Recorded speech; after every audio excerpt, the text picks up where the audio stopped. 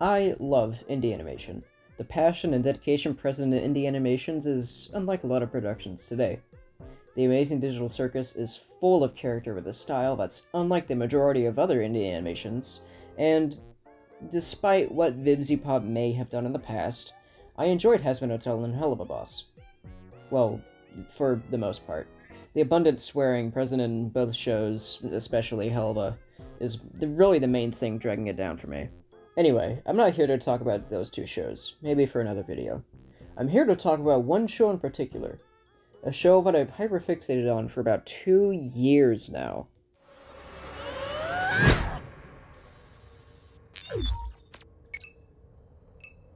Did you just slap me with that arm? Created by Liam Vickers and produced by Glitch Productions, Murder Drones is a show about all life being wiped off Earth, and robots have to rebuild a new society on a different planet. More specifically, Worker Drones created by J.C. Jensen. In space. Unfortunately, the company doesn't like the idea of rogue AI roaming an icy planet, so they send disassembly drones to, well, obviously startled by the threat that disassemblies pose for their entire worker population, they form a colony and lock themselves behind 3 doors to keep the disassemblies out. So far, 6 episodes have been released, with episodes 7 and 8 releasing this spring. And in light of the new episodes right around the corner, I think now would be an appropriate time to cover the events of each episode. In this video, I'll be covering the events of 3 of the 6 episodes released so far. I should say that this video is simply just an overview of the first half of the series, and I plan on making another video covering the rest of the episodes too. If you want the full experience, take some time out of your day and watch the episodes yourself. I highly recommend the show. Anyway, the more I type and develop carpal tunnel, the longer this video will take to be released, so I'm going to get right into it. But what have our parents done for the past forever while those things build a spire of corpses? In episode 1, we begin with an angsty teen drone rambling to her class about how she thinks the idea of the doors is impractical and a disaster waiting to happen. This is Uzi, our main protagonist.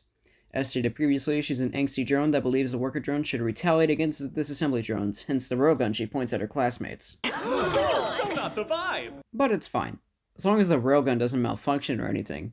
Which, of course, it does.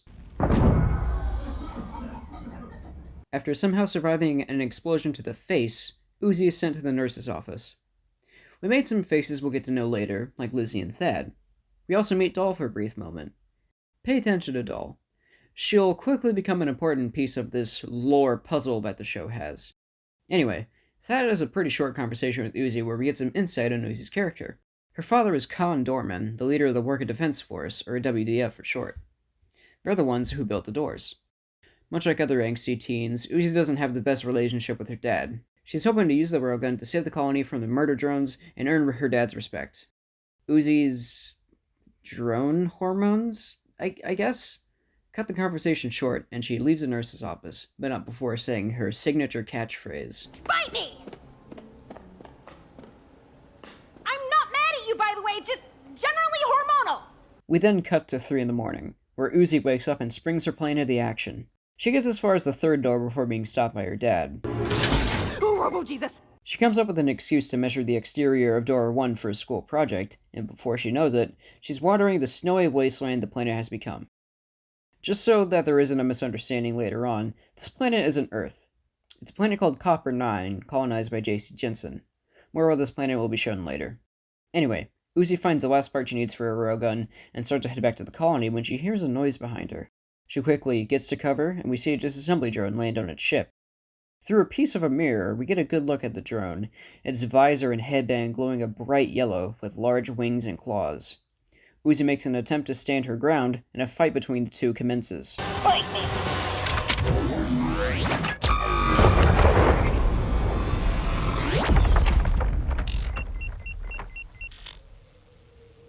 After the drone gets its head literally decimated, it grows a new one.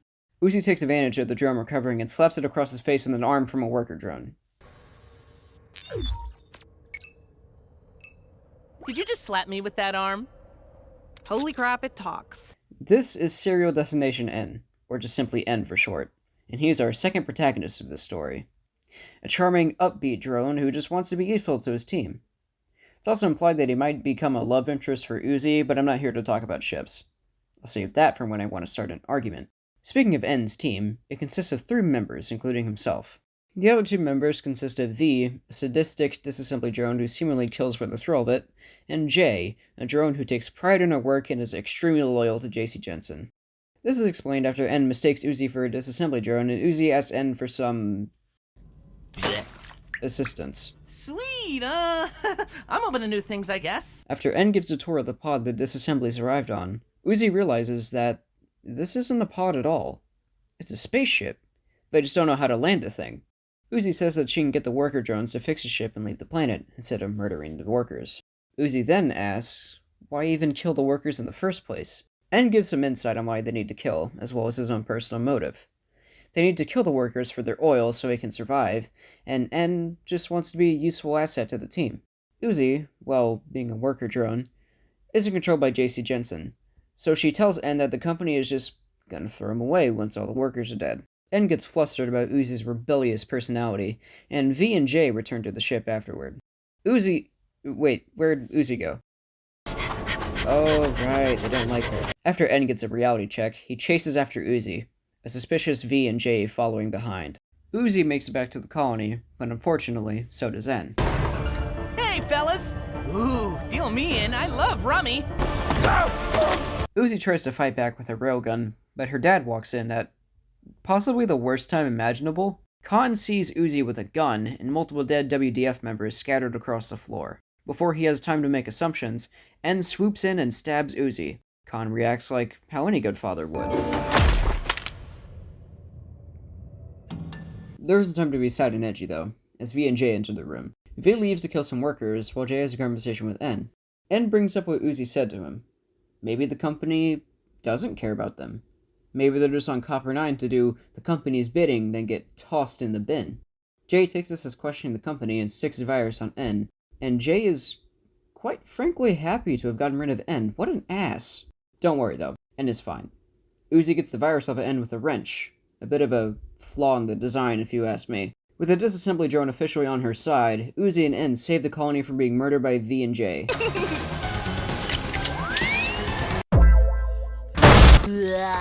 Ew! What the hell?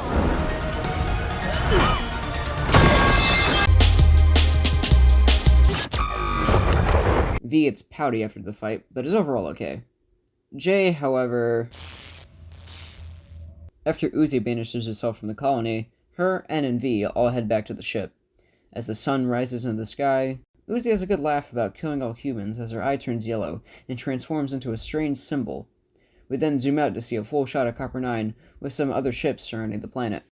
Episode 2 begins with a flashback to when V, N, and J weren't disassembly drones. They were maids for butlers for a rich family out in... forest? Swamp? The bayou? I don't know. We see who appears to be the owner of the 3, a human named Tessa. However, next to Tessa is another maid drone. The screen glitches as this drone smiles back at N, then the flashback ends. Turns out this flashback... it actually wasn't a flashback at all, it was just a dream that N had. Back in the ship, Uzi has some trouble with this strange symbol her eye can turn into. Despite being defeated and chained to a chair, V still acts hostile towards Uzi. N enters the ship. Turns out, N was actually the pilot of the drone pod. I was the pilot? That's awesome! I crashed and ruined everything. Spaceship pilot. Origin story. N questions if Uzi's mentality about killing all humans is a good idea, but Uzi rebuttals with the fact that the humans sent V and N without a communication relay and formatted their memories like my PlayStation 2 action replay memory card. N says that despite this, Jay was receiving orders from someone or something. If it wasn't the company, then who? And quite frankly, how? We fester on this for a moment as we cut back to the colony. Everything seems fine for a moment until this happens.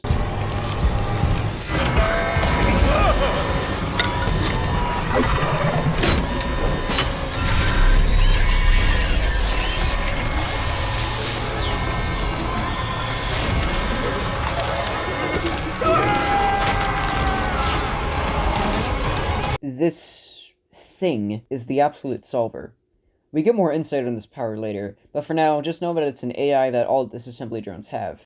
Remember when N grew his head back? That's solver shenanigans. All that gore that was coming out of Jay's body was a solver, and the more drones it kills, the more powerful it gets. From now on, Jay's solver-possessed body will now be referred to as Eldritch J. You'll see why eventually. Circling back to the colony for a brief moment, Khan is at a parent-teacher conference, confirming something that we already knew in the pilot. Khan is not a very good father. Sorry? I mean, she's a little herself, but damaged? I maybe haven't spent much time. Back outside the colony, we cut to Uzi and En, and hey, it's Thad! He's here to give Uzi her railgun back, how nice. However, Thad says that there's been multiple disappearances inside the colony, and Uzi's railgun kind of crawled away when he went to retrieve it. It seems that the solver immediately went to work after being activated out of Jay's body. After passing a speech check with the guard, Uzi, En, and Thad enter the colony to get to the bottom of what exactly is going on. Back in the classroom with Khan going through every stage of grief at once, Lizzie and Doll share a short conversation. It's here where we get some information about Doll. She's a Russian worker drone who watched her parents die. Just gonna spoil it now, it's V. V killed Doll's parents. Anyway, Lizzie is about to let a worker that looks suspiciously like herself into the classroom, but before we know what happens, we cut back to Uzi, En, and Thad. It's here where they go over stuff I said previously about the solver. Also, this happens.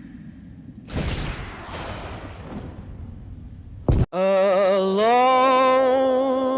A claw takes Thad away into the darkness, with Uzi and En following closely behind. Jay tries to bait them with the hologram, like she did with her other victims, but to no avail. Is that a battle? Ninja start.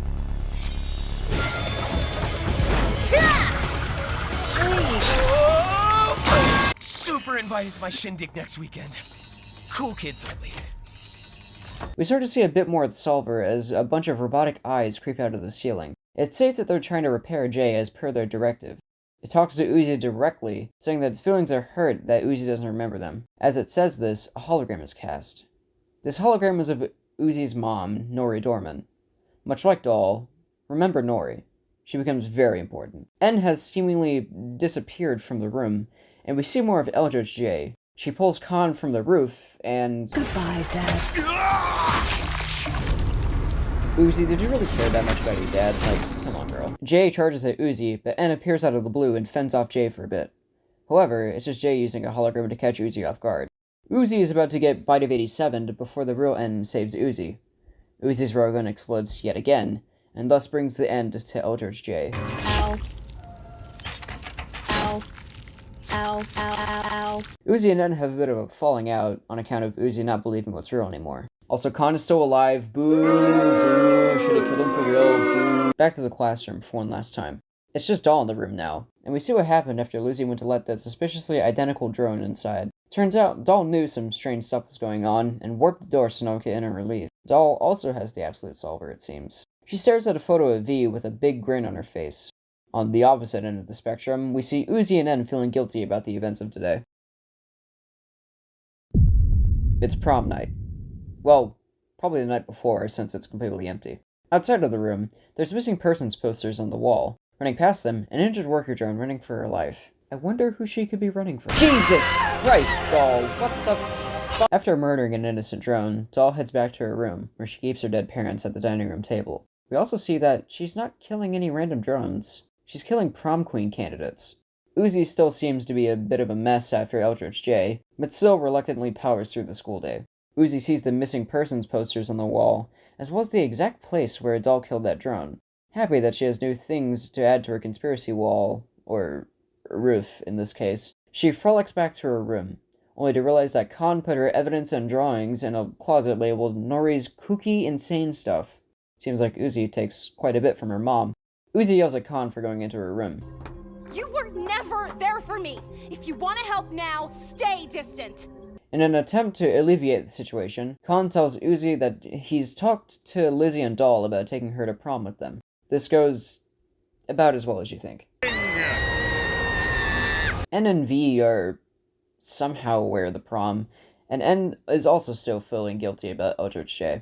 V just wants to kill drones. We show up, fabulous. The sad purple one lets us in, because she has no friends. We kill everyone and pop her little head off. N brings the vibe of the room down by bringing up J in the mansion, and V tells N to not peer into that kind of thing.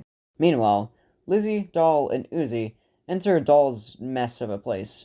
Doll does some creepy stuff, and Uzi notices the missing posters again, this time in Doll's trash can. One Home Alone 2 reference later, and we're back to N and V. N tries to be a good friend to V, but... What do you know?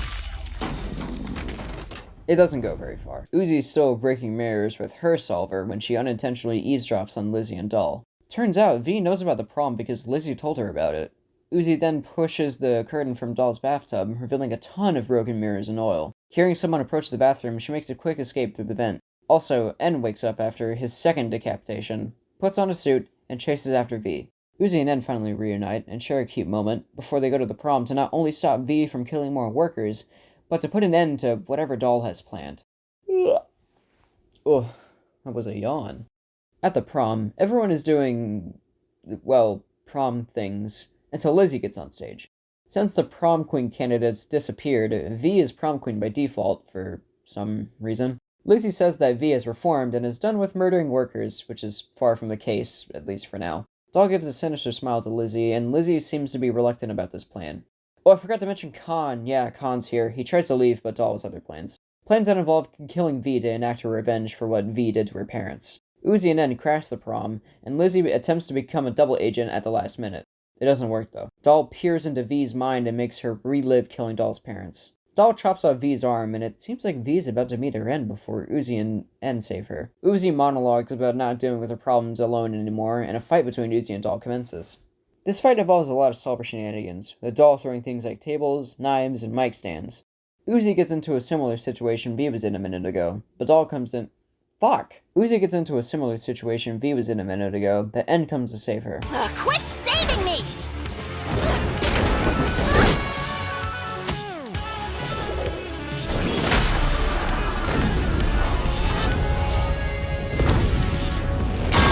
Doll and Uzi quickly get back to fighting, but it ends very abruptly.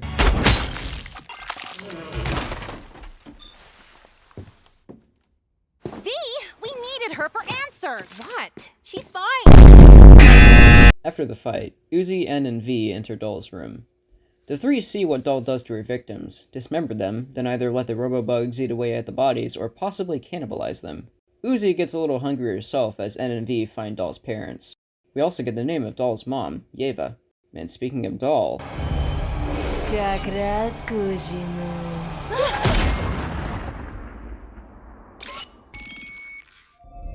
That'd be fucked up if it ended there, wouldn't it? Uzi uses her solver to redirect the bullet, and Doll seems rather concerned for Uzi. She seemingly turns to the good side before disappearing. I hate it here! We then cut to a random worker drone finding his glasses. Once retrieved said glasses, he fucking dies. We get a look at who killed that worker, being... Wait, Tessa? Like the same one from the mansion? Okay, that's kinda cool, I guess. Is that fucking Jay? What the fuck?